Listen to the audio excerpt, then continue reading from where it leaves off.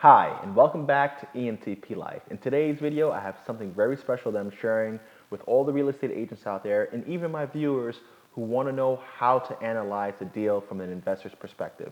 Now, I'm making this video specifically to train other agents out there so that they're presenting me deals the way that I like to see the deal, according to my specific metrics that make me say yes or no on a particular deal. What tends to happen is that agents are sending me just a plethora of deals just by territory and maybe even price point, but they're not digging deep to really analyze the deal to say, is this something that an investor really wants? And that's exactly what I'm going to show you how to do. Right now, the agent that I work with in my company, he's trained to work specifically off of this spreadsheet. He reviews deals, he plots in the numbers, and then he sends it to me. And if those numbers match what I'm looking for, I give him the yes or no to move forward on the offer.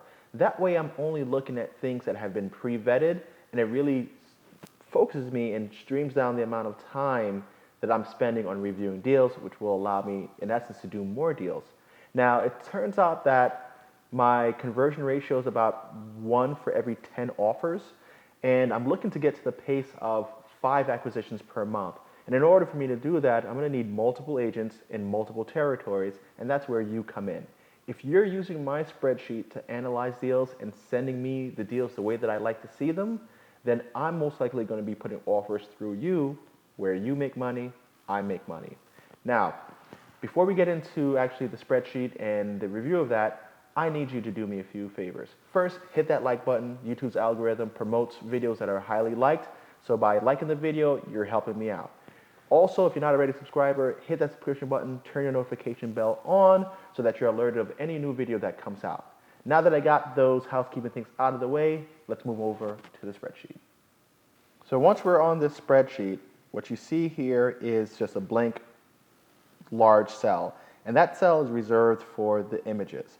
Now I want the picture of the facade of the property just so I have a sense of what that property is and what it looks like. In today's review, I'm going to be reviewing a property at 14 Brown Street, which is a property that I've been kind of tracking on my channel to show you exactly what it is that I'm looking for, and I'm going to do a review of that deal right here on the spreadsheet so that you could see exactly how I like to visualize my deals. So in this upper section, we're going to insert a photo of the property.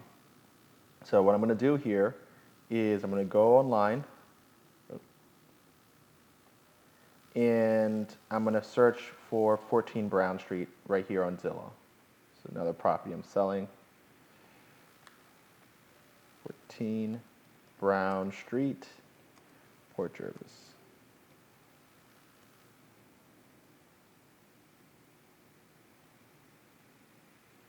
And that's not a facade picture. Let me see if I can find one online.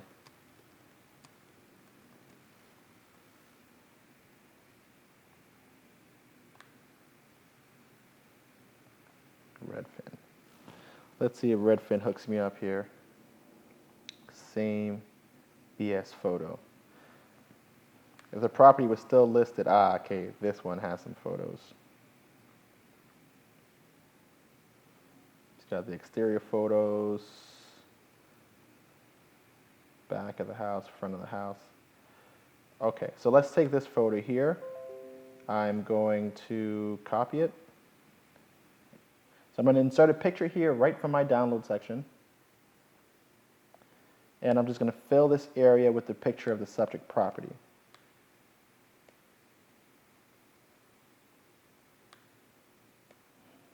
So when you put that front picture right in there, it gives me an idea of what is the house. So I know what my possibilities are. Is it a colonial? Is it a high ranch? Is it a split level ranch? It lets me get a little more sense of what it is. And then I add the address to the address line just so I know what it is that I'm looking at. 14 Brown Street, Port Jervis, New York. And right next to that, I like to have the link for the property. That way there's a quick reference for me to see more pictures and anything along those lines.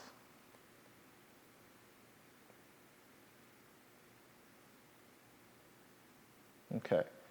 So once I have that listing in, the next thing is to get some details about this project. So the sale price on this was $27,000.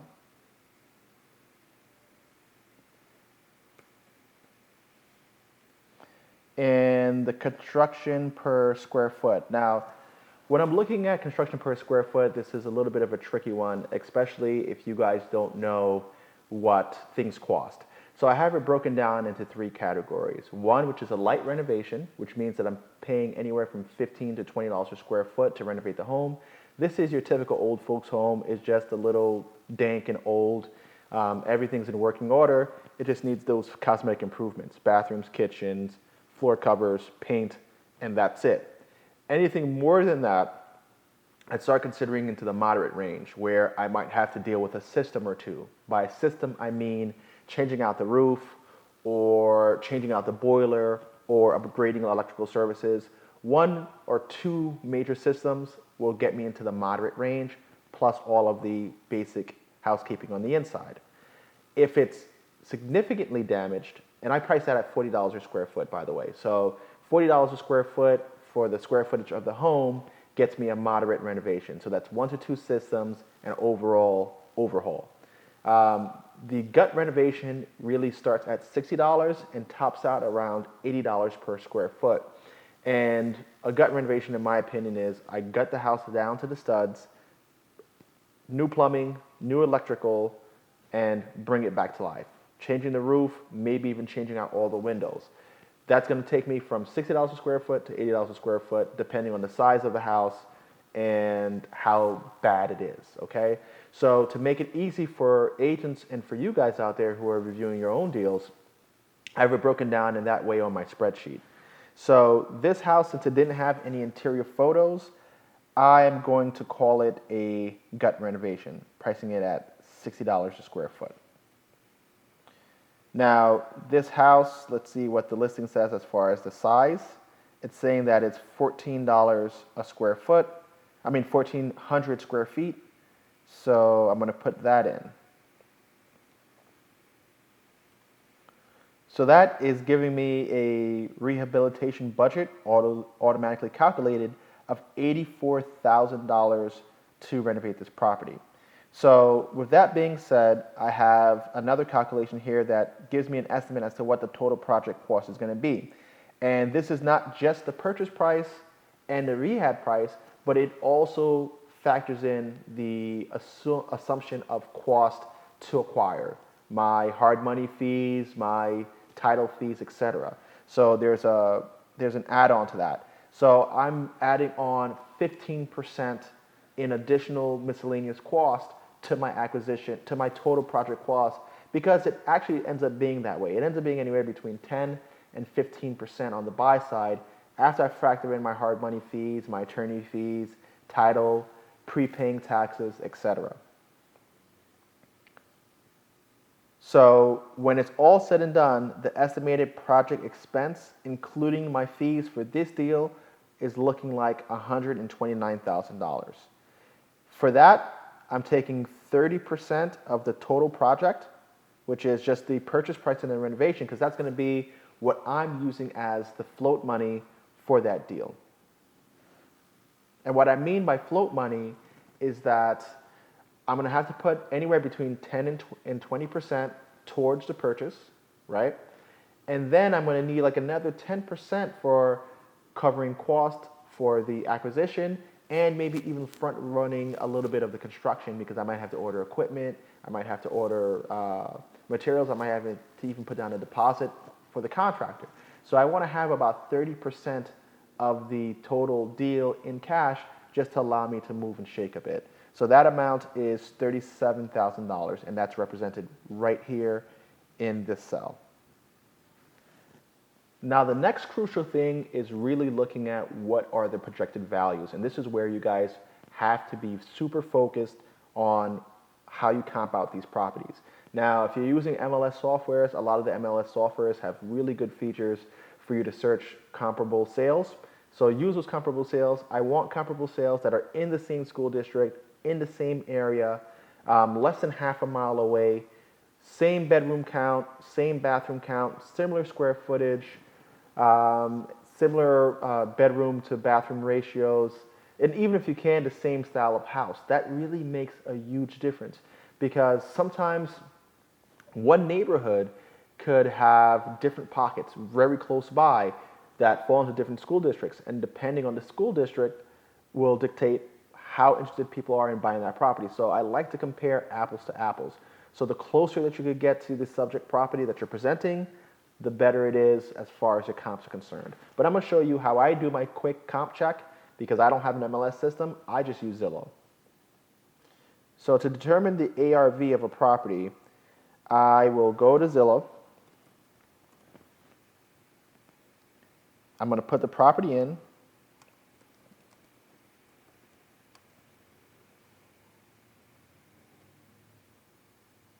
Whoop, 14 Brown Street, Port Jervis. And I will start to do a search based on the locality of the property. So first of all, I see that my subject property is right here on Brown Street, okay? So this is actually the property that I purchased. I already have this property, and I'm trying to determine exactly what else in the area has sold. So 14 Brown Street is here, and let me zoom out and turn off these other options because I only want to see what was sold. And immediately, I sort this by newest, right? And I start to look for deals. So this property recently sold for $35,000, but I'm pretty sure it's distressed, just like the Brown Street property. And this one is a renovated and in good shape home, which is just 1 block away. It comped out at $165,000. Then you have 14 Brown Street, which I purchased for $21,000.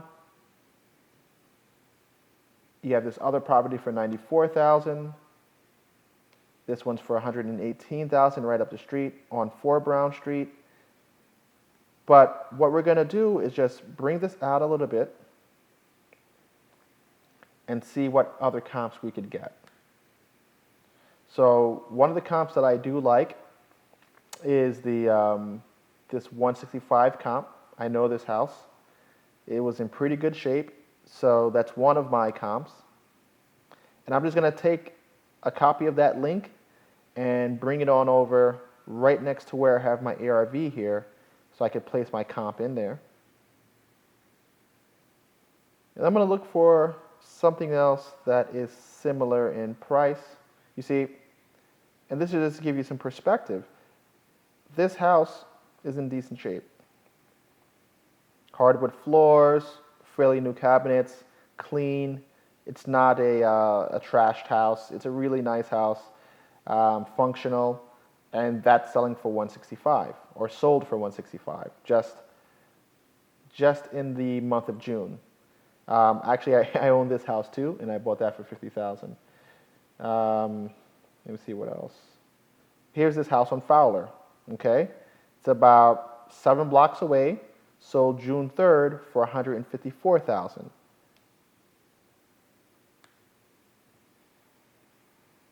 So I'm going to grab this one as one of my comps as well.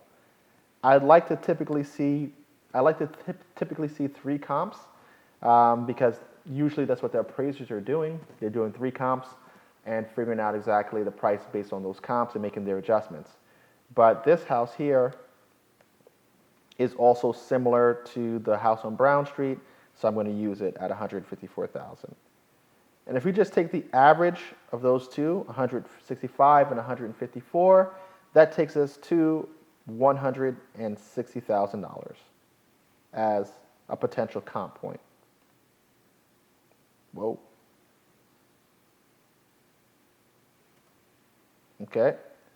So I have a few other things that my spreadsheet tells me, and all of these gray fields are auto-calculated. So this tells me what is going to be my hard money lender's limit. So 65% of the ARV is my hard money limit. The loan amount that I need from them is $105,000. That's going to be both the acquisition and the renovations. So since they're only going to lend me 104, that means that for me to make this deal, to attempt to make this deal happen, I'm going to have to come out of pocket maybe $1,600 just to make up the difference. Or I could negotiate my price. The monthly cost for hard money is going to be approximately $1,100 or $1,050. Now let's look at what the monthly taxes are going to be on this property.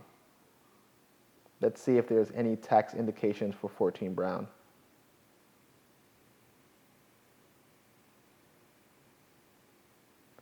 So on Zillow, if I scroll down, come on Zillow. I hate what Zillow has done.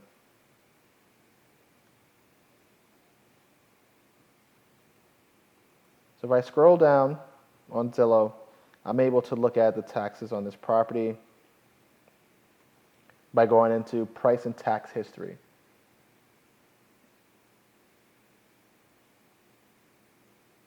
So the taxes on this property are $43.53, which is roughly $400 a month, or just shy of that. Let's see what that actually equals with a calculator.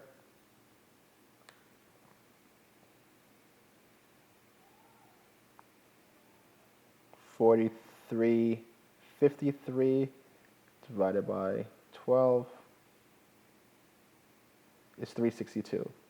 So I'll put both of those figures into there. So it's $362 per month in monthly taxes, or $43.53 per year. Okay.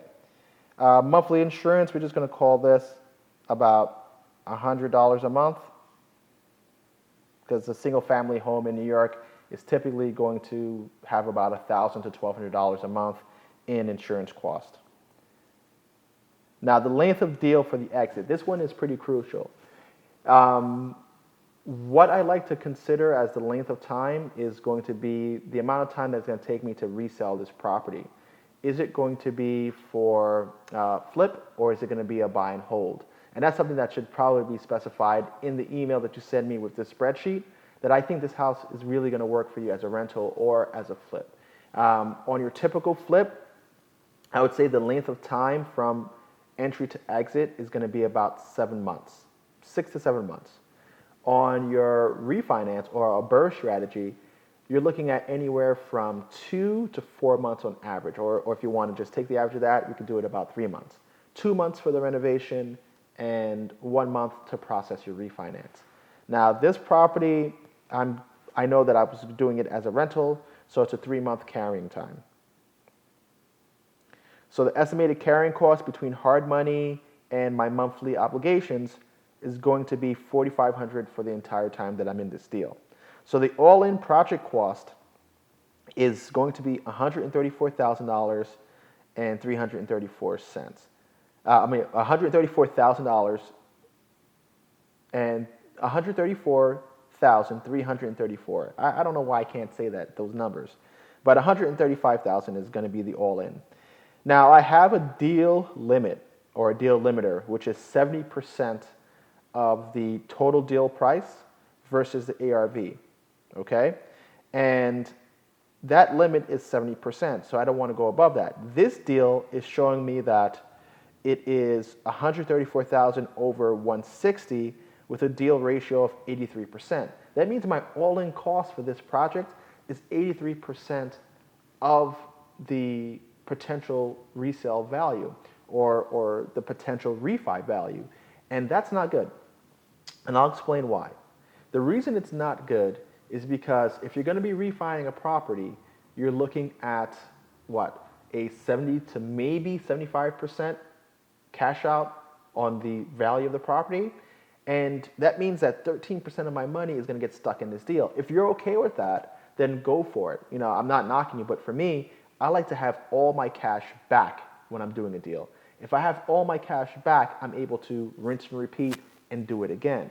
And that's what I want you guys to do if you're accumulating rental properties. And that's what I want you agents to understand as well. It's like, I don't want to have money trapped in a deal. My perfect scenario is to buy a deal and get out with $0 trapped. So the more that this number is under 70% or under 0.7, the better this deal looks to me, okay? So right now this deal is looking pretty crappy.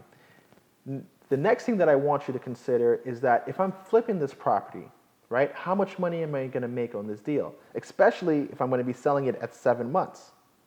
This takes a deal number up to 87%. I'm going to be giving up 5 to 6% to the broker. So what's going to be left for me, right?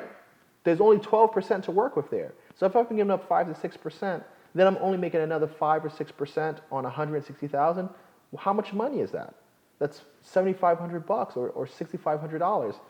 Not enough for all the risks that I've taken, not enough for the amount of work that I put into this deal. That's only like $1,000 a month. That's not even worth it. So this number, the more it is under 70%, the better. If it's at 70% and I lose some money because of my broker fees, I can live with that. I'm still going to make, what, a 24 or 25% return on this project. So that's good for me. As it stands on this spreadsheet, it only shows that I'm going to be making $8,300 on this deal as it's described, okay? Now, the next few items are really for the review of this property from the rental perspective. I want to know what my monthly mortgage is going to be and what the proposed rents are in the area. And for those two things, I'm going to need to go back to the internet and show you exactly how I pull that information. So first, let's calculate the mortgage. I go to mortgagecalculator.org and I just put in the figures that we have. First, I put in the ARV, which is $160,000.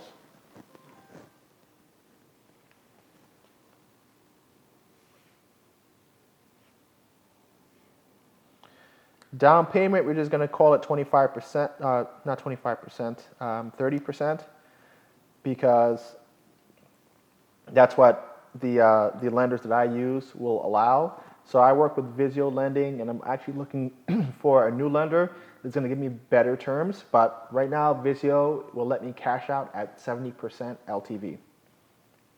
So that means that my loan amount is going to be for $112,000.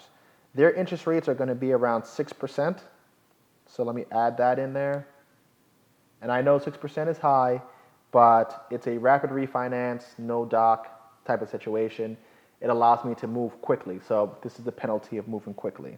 It's on a 30-year term. We're going to put in the tax amount, $43.53. PMI is not necessary because it's more than 20% down. The insurance, I have it at $1,200, and we're going to just hit calculate.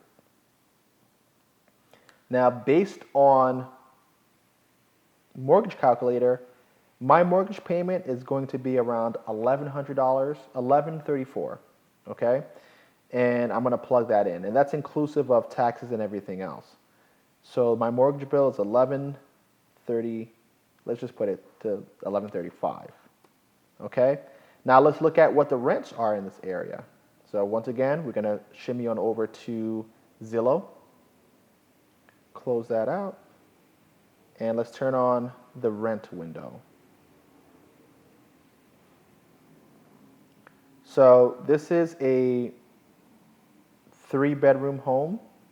So let's find some 3 bedrooms, and there we have it.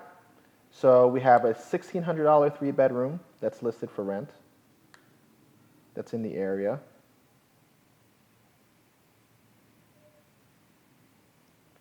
Then we have a 3-bedroom for $1,400.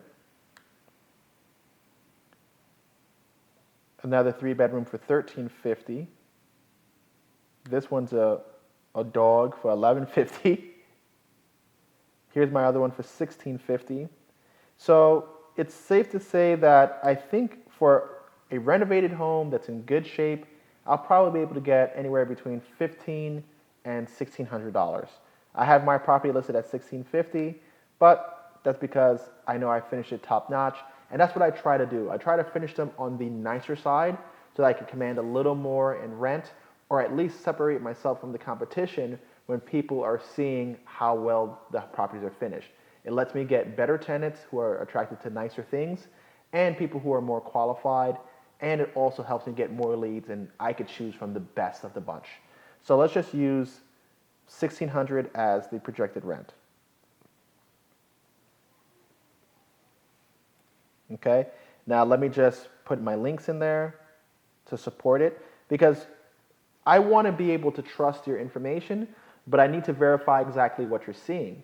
So if you're seeing rentals that are high, low, whatever the case may be, I want to know whatever rentals you're using for that figure. So take a copy of each of those. So I'm going to take a copy of the ones that kind of make sense to me here. This one for 1,600. I'll take a copy of its link.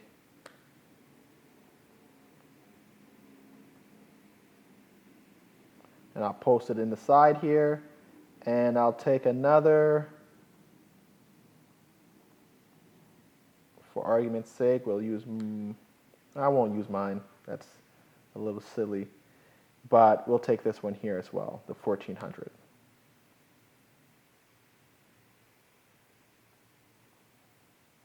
Let's look at the condition of this house. I'm just curious as to what my competition is out there. Yeah, see, it doesn't compare to how I finish it. It's a decent house, but it's not as fresh as my house here.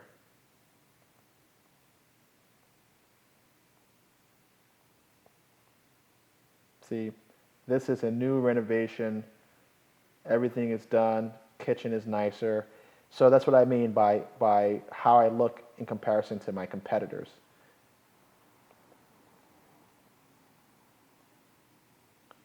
So, okay.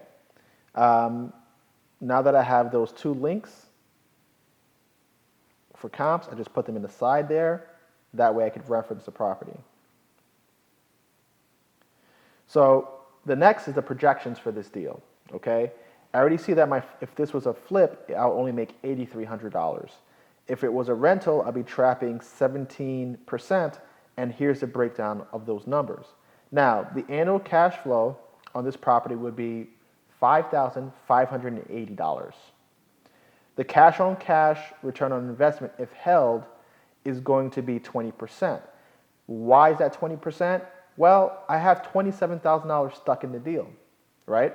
Because I was only able to cash out $112,000, I'm going to have this amount stuck in the deal, all right?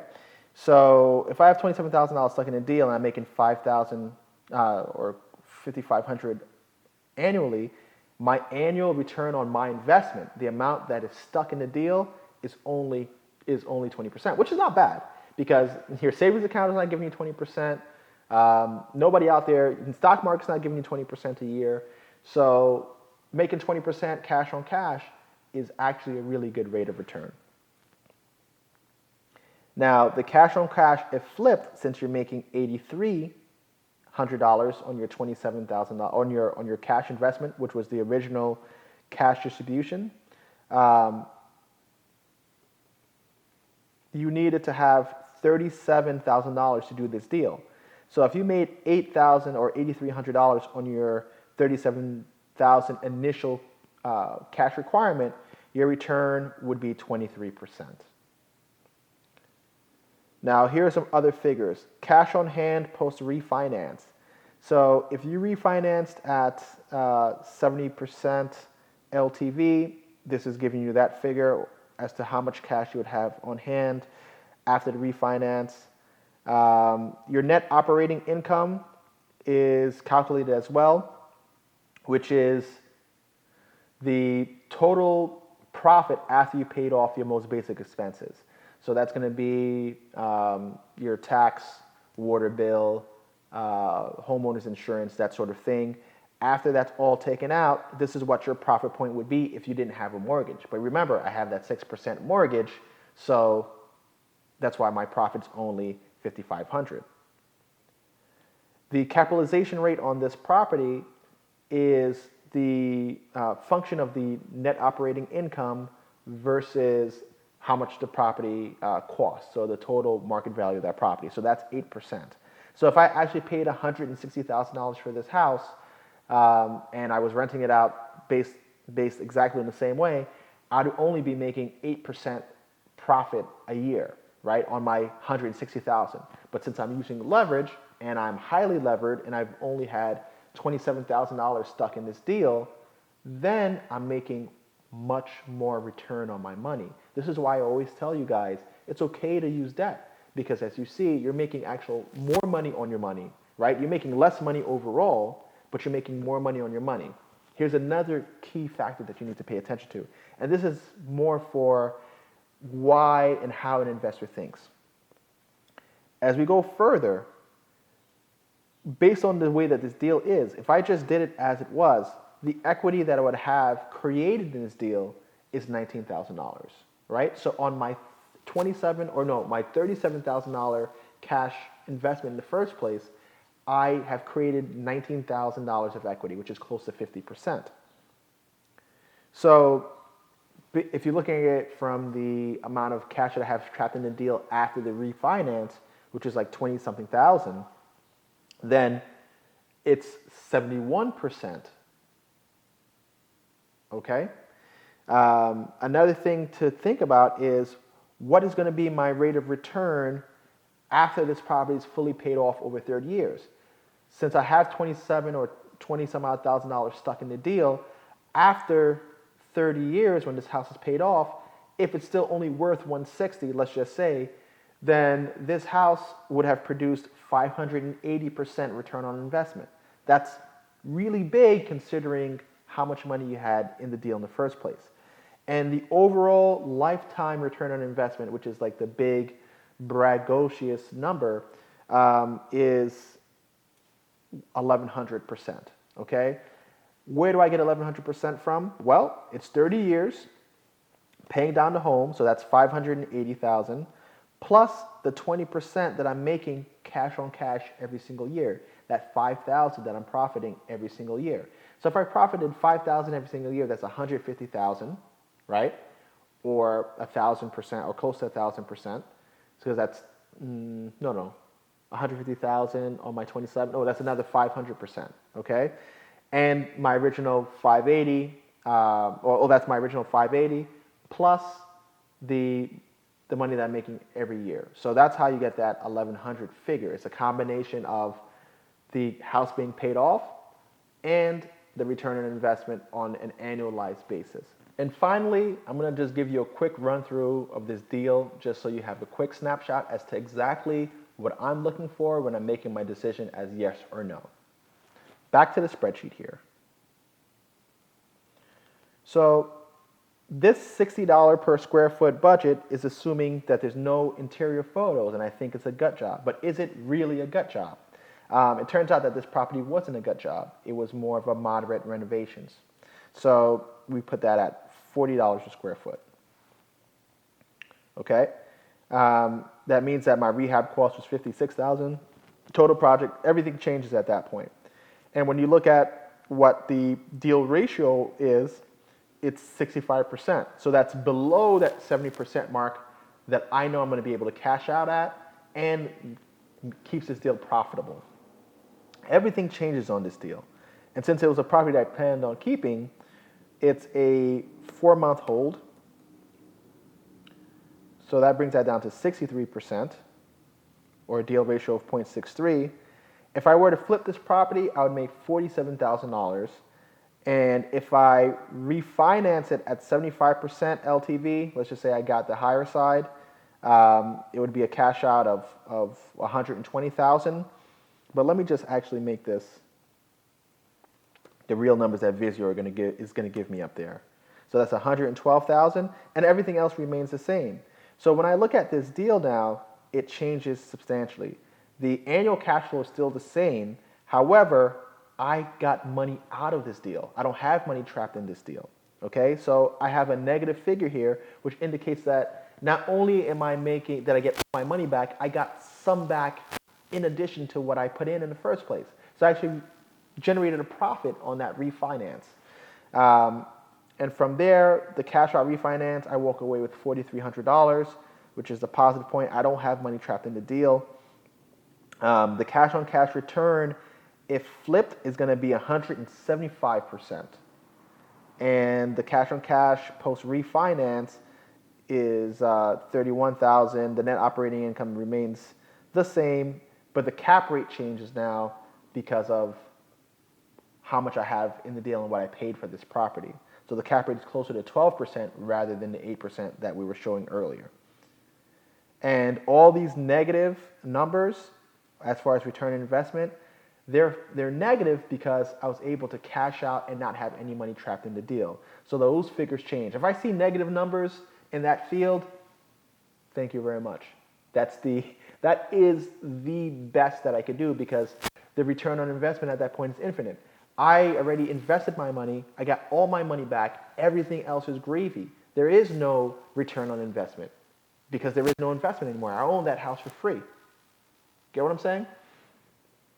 Now, if we left this deal as it was before with the $60 rental price, I would have said no to this deal. Okay? So it's important for you agents out there to really have some interior photo access at least, or to walk the property. This property, I saw it, I saw the price, I first assumed that it was a gut. If I left it at that, I would have just looked the other way. But since I was able to get into the house, I walked the house, I saw the condition, I said, hey, you know what?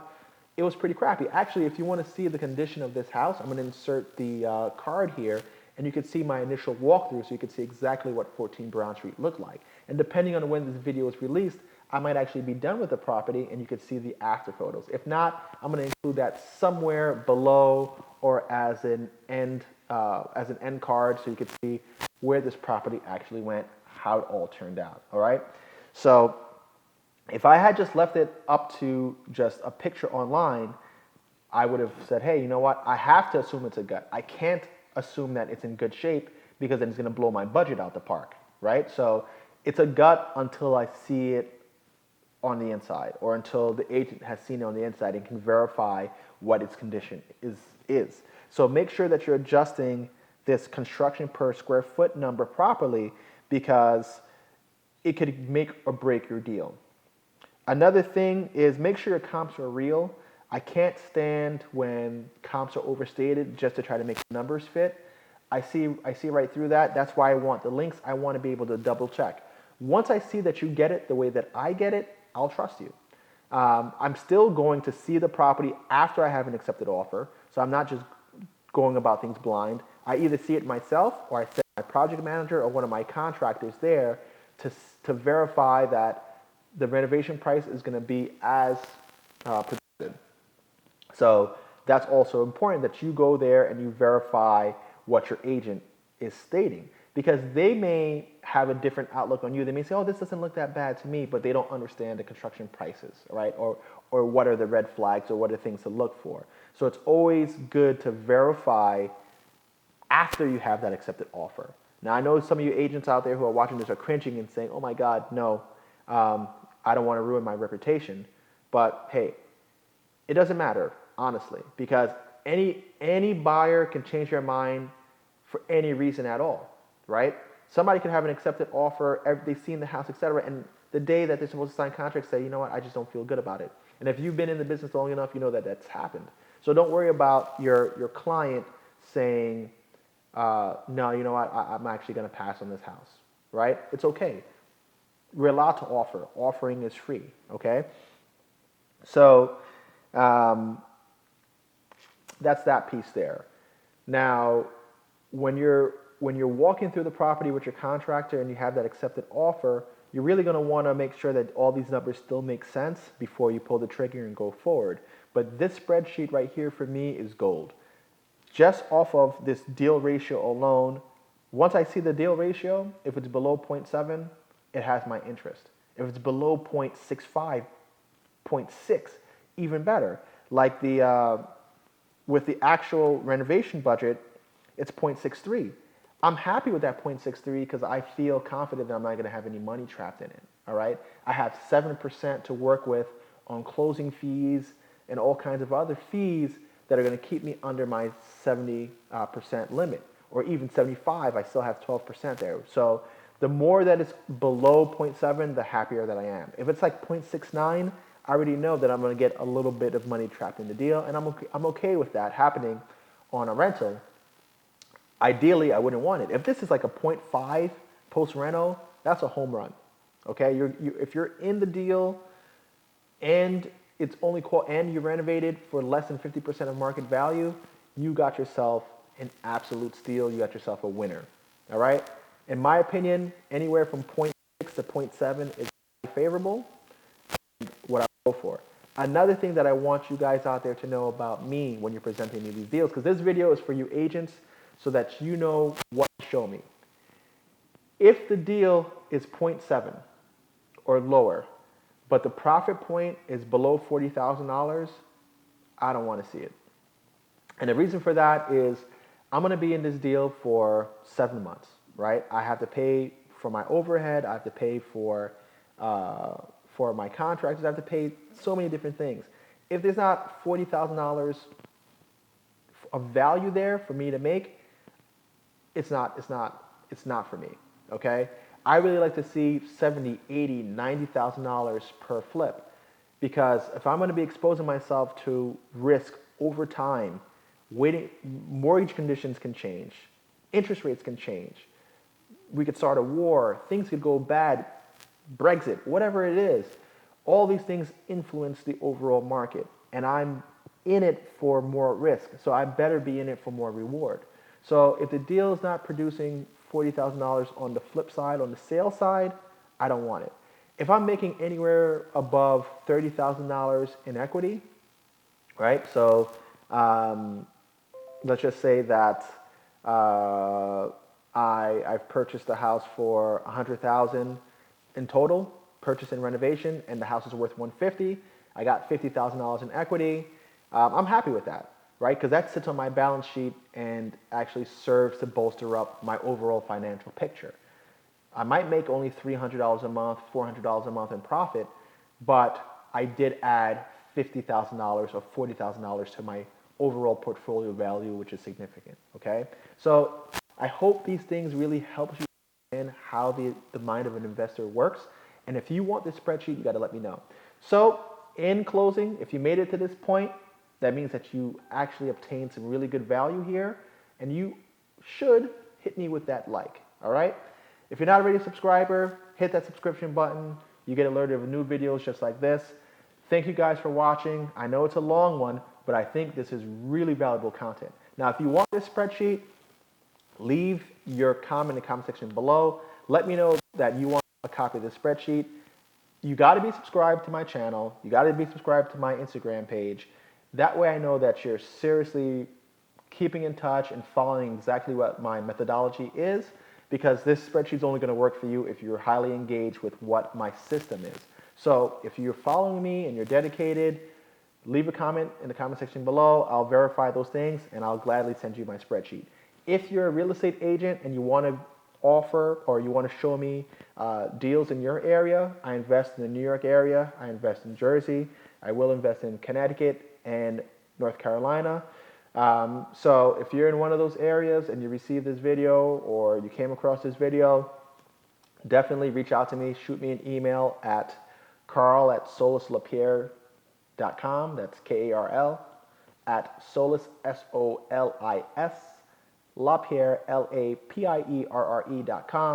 and I will gladly send over this spreadsheet so you can start showing me deals in this format. I'm a buyer. I buy consistently. I buy cash. I buy with hard money. So let's make a deal happen. Thank you for joining me at ENTP Life. Take care.